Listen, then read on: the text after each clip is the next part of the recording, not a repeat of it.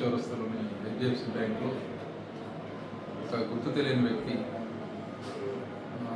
వచ్చి ఆ బ్యాంక్లోకి టెక్నీషియన్ని printer machines, cash counting machines ఇవి రిపేర్ చేస్తానని చెప్పి బ్యాంక్ వాళ్ళకి చెప్పడంతో బ్యాంక్ వాళ్ళు వాళ్ళ యొక్క బ్యాంక్లో క్యాష్ కౌంటింగ్ మిషన్ పనిచేయటం లేదని దాని రిపేర్ గురించి అని దాన్ని ఎలో చేస్తారు. ఎలో చేస్తే ఇతను ఒక పర్సన్ వెళ్ళి దాన్ని కౌంటింగ్ రిపేరింగ్ చేసినట్టు కొద్దిసేపు వాళ్ళని నమ్మించి వాళ్ళని డైవర్షన్ చేసి క్యాష్ తీసుకుంటారు. క్యాషియర్ దగ్గర చేసి బ్యాంక్లో క్యాష్ 50,000 చెక్ చేయడానికి మిషన్ కౌంటింగ్ మిషన్ చెక్ చేయడానికి ఇవ్వండి అని చెప్పి తీసేసుకొని అది చెక్ చేస్తున్నట్టు నటించి వాళ్ళని డైవర్ట్ చేసేసి అక్కడి నుంచి క్యాష్ తీసుకొని వెళ్ళిపోతాం. దీనిపై బ్యాంక్ వాళ్ళు హెచ్డిఎఫ్సి బ్యాంక్ ఐపీ చౌరస్తా బ్రాంచ్ వాళ్ళు గత నెల అఫెన్స్ అయిన తర్వాత కంప్లైంట్ ఇచ్చారు. దాని మీద కేసు నమోదు చేసుకుని దర్యాప్తు చేసిన ఎస్ఐ వినత గారు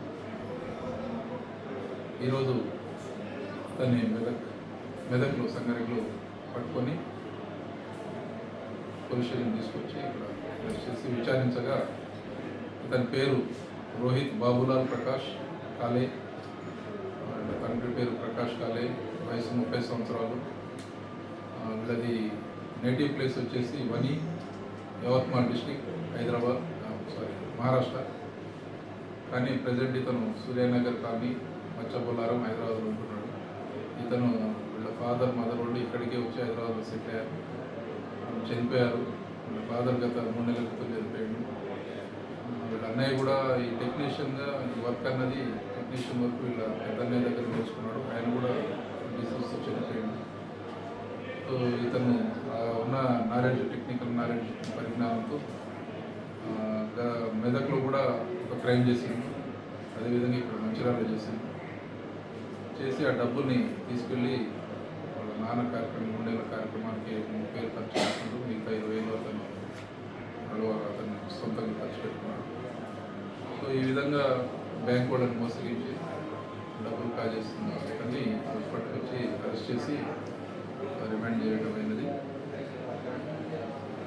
ఇలా బ్యాంక్ వాళ్ళు ఎవరు అనాథరైజ్డ్ పర్సన్స్ని, ఎందుకంటే ఎంతో విలువైన డబ్బు, ప్రజల డబ్బు బ్యాంకులో ఇది ఉంటుంది కాబట్టి ఈ అనాథరైజ్డ్ పర్సన్స్ని ఎలో చేసి ఎలాంటి ఐడెంటిటీ లేకున్నా కూడా ఈ విధంగా ఎవరిని ఎలో చేయొద్దని చెప్పి తెలియజేస్తున్నాం.